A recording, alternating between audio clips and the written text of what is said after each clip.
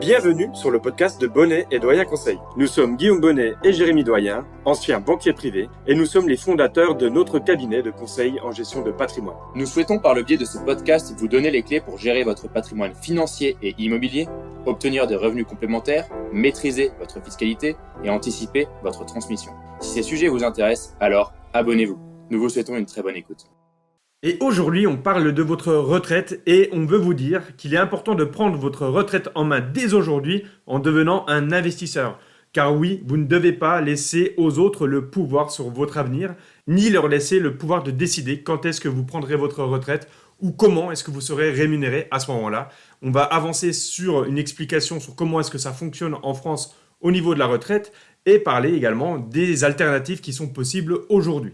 Et oui Guillaume, on va donc comparer la retraite par répartition et la retraite par capitalisation. Mais je souhaite souligner effectivement qu'il faut investir car c'est la seule solution pour préparer votre retraite. Allez, je vous explique très rapidement la retraite par répartition. Dans un système de retraite par répartition, les travailleurs en activité financent les prestations de retraite des générations plus âgées. C'est le système français. Les cotisations sociales prélevées sur les salaires actuels sont donc utilisées pour payer les prestations de retraite actuelles.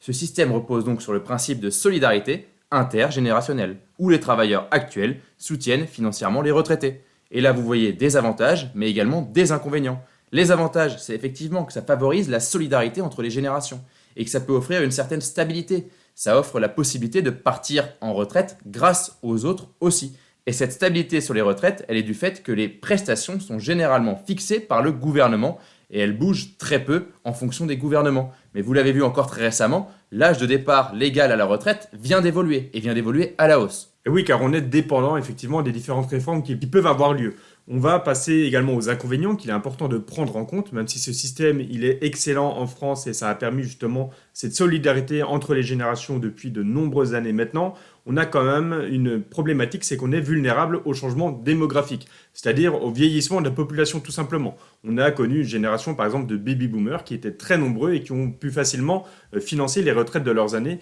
C'est beaucoup plus compliqué maintenant que ce sont cette génération de baby-boomers qui sont eux-mêmes en retraite, qui sont donc très nombreux, avec des actifs qui sont moins nombreux de leur côté.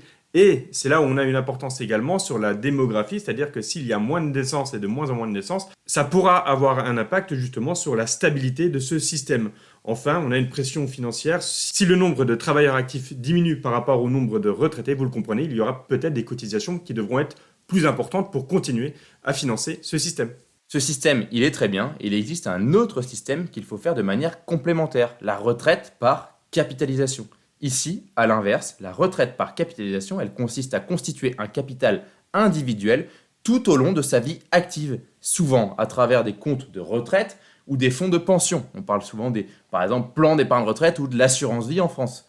Ce capital, il est ensuite investi dans divers véhicules financiers pour générer des rendements et fournir des revenus complémentaires pendant la retraite. De la même façon, on a des avantages et des inconvénients. L'avantage, c'est bien sûr que ça offre une certaine autonomie individuelle dans la gestion des fonds de retraite. Ça veut aussi dire que chaque travailleur et chaque actif se responsabilise, entre guillemets, parce qu'il faut faire l'effort d'épargner, effectivement. On va avoir des rendements également qui seront potentiellement plus intéressants et plus élevés en fonction des choix d'investissement. Quelqu'un qui investirait pendant 40 ans sur des actions peut avoir un rendement qui sera très intéressant et donc une rentabilité pour ses futures pensions, entre guillemets, de retraite, puisque ce sera des rachats qu'il pourra faire sur ses contrats. À l'inverse, on a bien sûr des inconvénients, c'est qu'on va être soumis aux fluctuations des marchés financiers. Si on est quelqu'un qui prend du risque, on va avoir du rendement certes, mais il peut y avoir des baisses importantes. Et si ça arrive au moment où on veut partir en retraite, ça peut impacter cette retraite-là. Et le dernier inconvénient que je vois, c'est bien sûr qu'il faut s'y mettre, il faut épargner, il faut savoir investir. Et si on ne le fait pas, eh bien à ce moment-là, on n'a pas du tout de retraite par capitalisation. Et donc nous, Guillaume, on veut insister sur ce podcast qu'il faut investir car c'est une solution pour préparer votre retraite complémentaire à la retraite par répartition. Et donc comment on fait pour préparer sa retraite par capitalisation ? Eh bien il y a 4 éléments qu'on va aborder. Il faut s'y prendre tôt, investir et ne pas épargner, on verra la différence. Bien sûr, il faut également diversifier ses stratégies de revenus complémentaires et enfin se faire accompagner par des professionnels comme des conseillers en gestion de patrimoine pour la partie fiscale et la partie placement financier.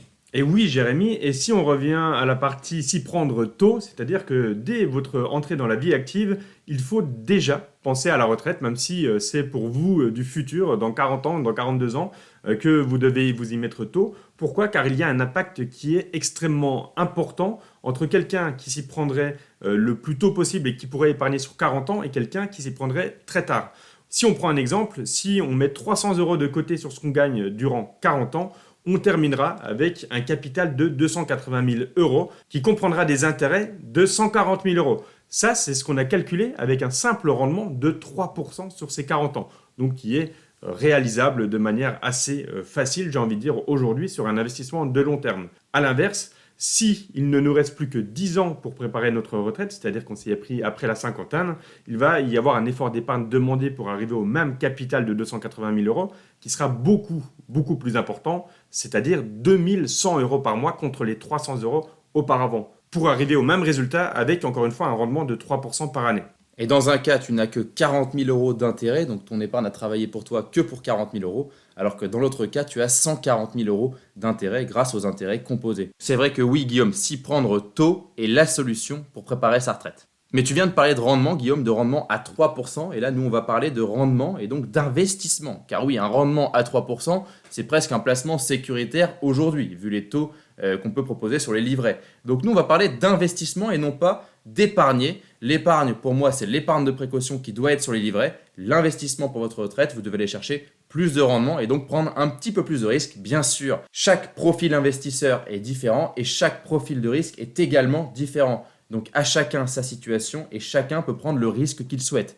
Nous insistons sur le fait que plus on prend de risques, plus on a un potentiel de rendement élevé, mais plus on prend de risques, plus on a un potentiel de perte élevé également.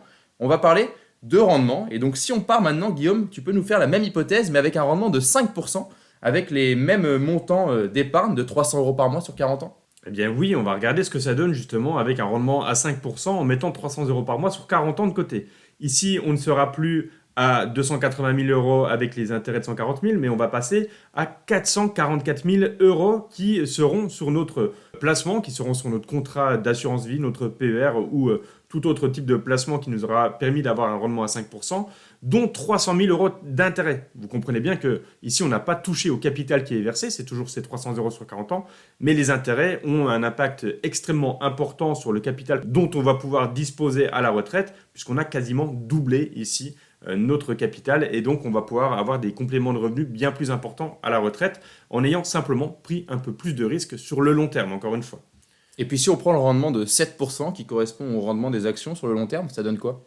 Eh bien là, Jérémy, si on a un profil de risque qui nous permet d'aller chercher ce type de rendement sur le long terme à 7%, on va pouvoir avoir un capital qui sera encore bien plus important à nouveau, puisqu'on aura 740 000 euros, dont cette fois-ci 600 000 euros d'intérêt. On comprend ici vraiment l'intérêt d'investir sur le long terme, en rappelant que ces 7%, on va les chercher en prenant du risque encore une fois. Ça ne veut pas dire également qu'on aura 7% tous les ans en étant sur les actions, ça ce n'est pas possible. Par contre, on aura des très belles années, des années où il y aura des performances négatives, et sur le long terme, on aura effectivement ce rendement moyen qui nous aura amené à avoir un capital bien plus important que si on était simplement resté sur des livrets qui rapportent du 3% aujourd'hui, mais qui pourraient encore baisser à l'avenir. On rappelle que ce sont des rendements estimés, des rendements potentiels qui dépendent des années précédentes et que les performances passées ne présagent pas des performances futures. On parle vraiment d'estimation ici. Bien sûr, vous le savez, le rendement est toujours corrélé au risque. On parle toujours de couple rendement-risque dans notre métier. Donc oui, plus on prend de risque, plus on peut avoir un potentiel de rendement élevé, mais plus on peut avoir un potentiel de perte élevé. J'insiste dessus car c'est très important. Certains retraités, je parle de certains pays, ont vu leur retraite et leur pension de retraite passer de 300 000 euros à 150 000 euros en seulement une année du fait des marchés financiers. Donc c'est important aussi de le savoir, quand on investit, on prend des risques. Et c'est d'ailleurs pour ça qu'il faut respecter la règle primordiale de diversification dans la stratégie d'investissement. Ici, on a parlé de placement sur des actions pour aller chercher ces fameux 7% moyens sur 40 ans. On peut bien sûr diversifier, c'est même fortement encouragé par les conseillers en gestion de patrimoine que nous sommes, c'est-à-dire qu'il ne faut pas avoir qu'une seule stratégie qui soit mise en place. Il faut également, par exemple, investir dans l'immobilier, il faut aller sur les actions, sur les obligations qui sont intéressantes actuellement, il faut avoir un peu d'or, pourquoi pas, qui ait une valeur refuge, du fonds en euros sur les contrats d'assurance vie ou les plans d'épargne retraite, Effectivement, avoir une petite partie de votre épargne sur les livrets qui permet de faire face aux besoins importants du quotidien et qui seront ponctionnés pour ces besoins-là. Et derrière, diversifier sur tout ce qu'on peut imaginer comme produits à l'intérieur des enveloppes et ces produits qui sont accessibles comme le private equity ou les produits structurés qui sont vraiment plus spécifiques. On avait fait des épisodes spécifiques justement sur ce type de produits-là aussi.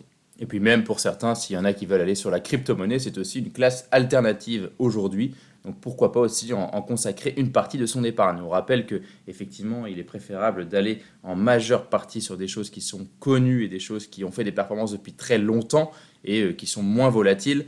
Mais bien sûr, il est tout à fait possible d'aller sur du private equity, des produits structurés, de la crypto-monnaie, sur des petites parties de son épargne. En tout cas, la diversification est la clé. Et notre conseil, quand vous êtes accompagné par notre cabinet, c'est bien sûr cette diversification dans vos enveloppes. Et justement, on va parler aussi de l'accompagnement au final. Et l'accompagnement fiscal et en termes de placement financier, il faut se rapprocher et se faire accompagner pour choisir la bonne stratégie pour sa retraite. Et oui, car là, on parle de votre retraite, on parle de votre avenir, de votre futur. Il est très important justement de se faire accompagner car une erreur serait dramatique sûrement pour le futur de votre vie et votre retraite. Donc l'accompagnement, c'est la clé.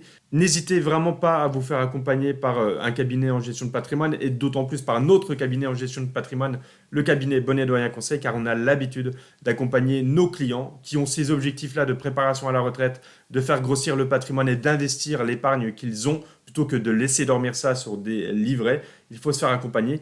Et cet accompagnement que l'on peut vous proposer avec notre cabinet, ça vous permettra également de choisir la bonne enveloppe pour préparer votre retraite. Le PER, l'assurance vie, peut-être passer par un compte titre, un PEA, le LMNP pour ce qui concerne l'immobilier ou préférer les revenus fonciers, ou peut-être, pourquoi pas même, investir à travers une société civile immobilière. C'est tous ces choix sur lesquels nous pouvons vous accompagner pour ne pas faire d'erreur de votre côté. Oui, chaque enveloppe a ses spécificités et ses avantages et inconvénients et nous y revenons dans plusieurs podcasts et nous y reviendrons dans des futurs podcasts sur toutes ces enveloppes.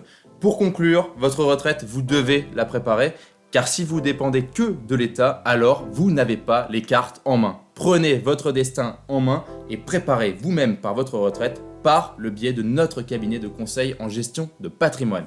Et si vous avez apprécié notre podcast, alors mettez-lui 5 étoiles car ça nous permettra de continuer à vous proposer ce type de contenu de qualité. Et on le rappelle, vous pouvez bien sûr prendre rendez-vous avec notre cabinet pour être accompagné. Et d'ici là, vous pouvez également écouter notre épisode 21 où justement on pouvait vous donner des pistes pour savoir comment investir si vous avez 20, 40 ou 60 ans. Si vous souhaitez prolonger la discussion, alors vous pouvez directement prendre contact avec nous sur notre site bonnetdoyenconseil.com. C'était Guillaume Bonnet et Jérémy Doyen et nous vous remercions pour votre écoute. À bientôt pour un nouvel épisode.